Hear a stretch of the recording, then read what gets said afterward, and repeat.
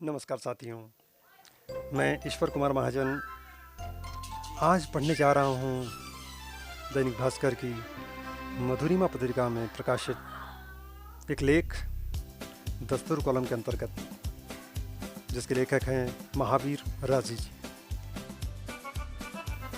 मकर संक्रांति के मौके पर उड़ने वाली पतंगे जैसे दिल को उन सुहाने दिनों में ले जाती हैं जब आशाएं और इच्छाएं सचमुच भोली सी हुआ करती थी।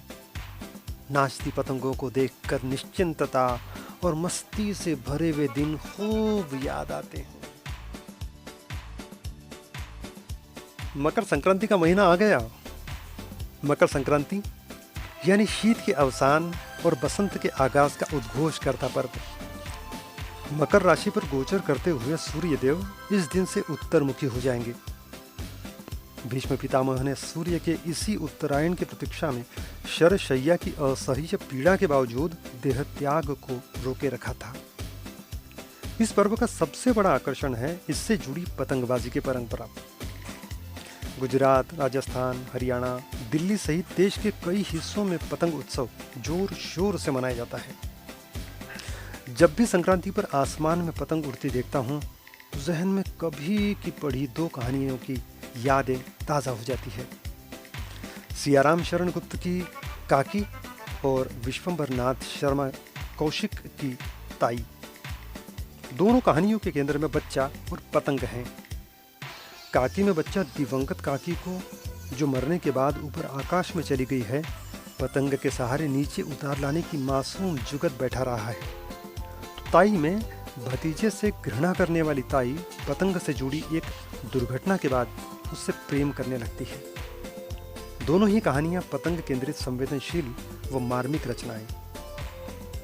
बहरहाल, पाठक और लेखक वाले रूप से पहले संक्रांति के दिन मेरे भीतर बैठा किशोर पूंछ फटकारता उठ खड़ा होता है और मुझे स्मृतियों की सघन धुंध में सुराख बनाता अतीत में बहुत दूर पीछे खींच ले जाता है।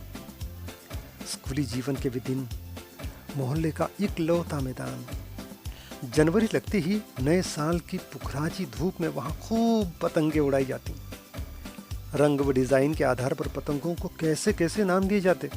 मुर्गा और चिड़ी मारका, चौरंगी और इक्का छाप, चौखाने वाली। साबूदाने में कांच का महीन बूरा मिलाकर आंच पर सिंझाया मांझा सूत पर चढ़ता। मांझे भी भिन्न भिन्न रंग के। पतंग को खूब ऊपर ले जाकर अन्य पतंगों से पेंच लड़ाए जाते। पेंच लड़ाते वक्त दिल रोमांचक सस्पेंस से धक धक कर रहा होता। पतंग कटी तो चेहरा लटक जाता और काटी तो भक काटा की तुमुल ध्वनि।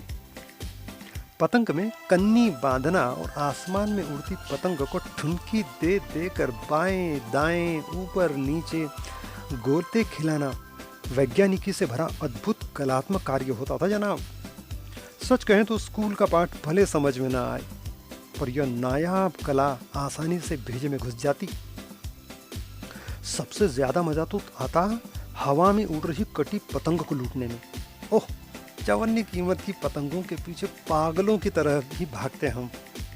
हवा में देर तक लहराती पल खाती पतंग चकमा देती, मैदान से दूर सड़क की तरफ और फिर सड़क को भी अतिक्रमित करती संकरी गलियों के भीतर तक हाँक लाती हमें। पतंग हाथ लग गई तो लगता जैसे कारों का खजाना हाथ लग गया हो। कभी कभी दोस्तों की छीना झपटी में पतंग तार तार भी हो जाती, पर क्या मजाल कि किसी के चेहरे पर तनिक भी शिकन आ जाए। कोई बच्चा पतंग को ठुनकी दे देकर आसमान में ऊपर और ऊपर ले जाने का कौतुक कर रहा हो तो उस समय मन में क्या चल रहा होता है उसके। निश्चित रूप से ये पंक्तियां ही सरसराती होंगी कि दिल है छोटा सा, छोटी सी आशा, मस्ती भरे मन की भोली सी आशा, चांद तारों को छूने की आशा, आसमानों में उड़ने की आशा, दिल है छोटा सा।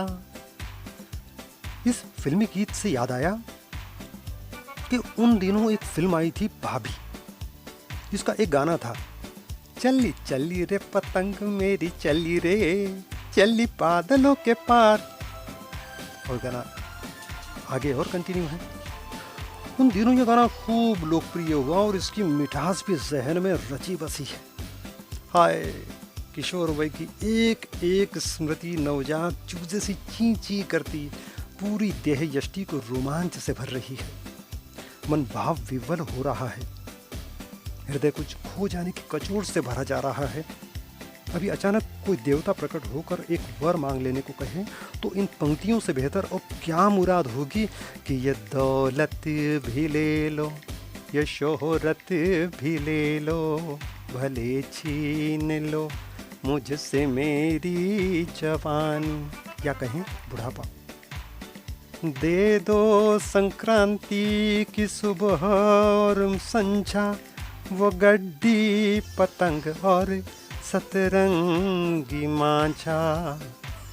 दे दो पतंग और सतरंगी मांझा, सतरंगी मांझा। ईश्वर कुमार की तरफ से सुनने के लिए आप सभी का बहुत बहुत धन्यवाद। और ये मकर संक्रांति आपके जीवन में एक नया सवेरा लाए, खुशियों से भर दें, आप सभी के सपने साकार हों। इसी शुभकामना के साथ नमस्कार।